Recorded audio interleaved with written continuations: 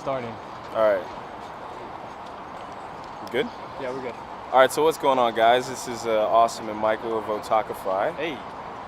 We just got out of the live screening trailer for the new live action Fullmetal Alchemist movie that's going to be coming out, what was it, December 1st?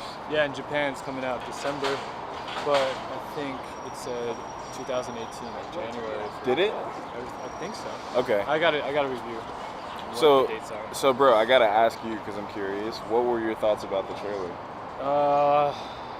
They didn't really show us too much other than like just random cuts. It wasn't really a trailer.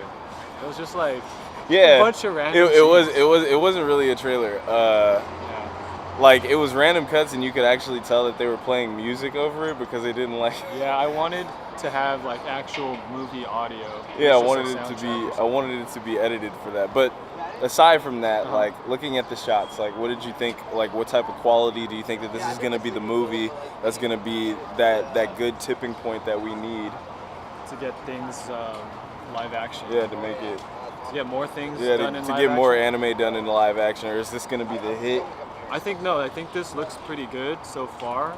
I think a lot of the CG could be more polished, in my opinion, because we do a lot of CG here in America. I mean, all of the Avengers movies, all of the Marvel superhero movies, that's heavy CG, loads, and that's pretty polished. So, if they said they wanted to get into, they wanted to bring to life a lot of these stories, so the CG needs to be on point. Right, dude. I mean, I personally, like thinking about it, I felt like it could have been more polished. I absolutely felt like it could have been more polished. I think one of the big things for me was the fact that everybody was wearing wigs. Yes. And they could have had their hair dyed. Like I feel like that's important. You know, the arm looked real. You know what I'm saying? There's a lot of things that looked real. Yeah, a lot of costumes look good. And they're backed by Warner Brothers for this one. Warner Brothers Japan. Yeah. So I was hoping that there would be a bigger budget, but I also know that we kind of have to like move snail pace with anime and everything. I know that the budgets might not be that big. Did Warner Brothers do Ghost in the Shell?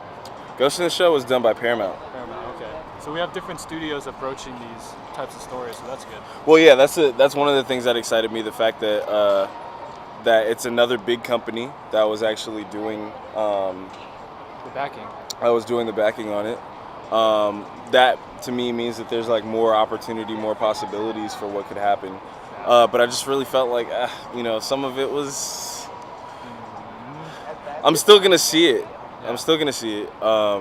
I'm glad that obviously there's Japanese people casted in the roles. Yes. Yeah. Although it's kind of weird because in the cartoon, like they don't look Japanese. Yeah. So like, it's a little strange. We're in a transition period, I think. Yeah. You know, people have ideas that are Japanese, and they cast Japanese people as like the white characters. Right. And we got, you know, Japanese ideas that are supposed to be Japanese characters. We got casting white people into it. So it's like a weird period we're in right now, but I'm glad we're in this transition. People are starting to take these ideas and stories and make them like evolve them. Right. Like they said when we were in there, the creator of Fullmetal Alchemist said, okay, this manga is my child, and then I feel like these adaptations, these games, these movies are my grandchildren. So it's like that's a second generation, and as we go on, we need to go on to the next generation, and it's just going to get even better and better and better. Right, and I think even the director said himself, like, you know, to a certain degree, when somebody asked the question about whether they want this to be adapted in Hollywood, you know, a lot of people they seem to be against that. I'm not against it as long as they do it right. I think that they should work it, you know, like in the same way that they were saying that they kind of like had the manga on hand in order to make sure that they were like, you know, referencing and making the right things happen in the shots. I feel like if they could just really team up together, they could really make a really good movie. But it seems as if the director was kind of saying something along the lines of like, you know, this is just to get it started. You know what I mean? Like, this is an investment into the future. You know, there's only so many things that I can do as an individual. Cool, fun fun fact, he actually did some of the editing on Titanic. Yeah.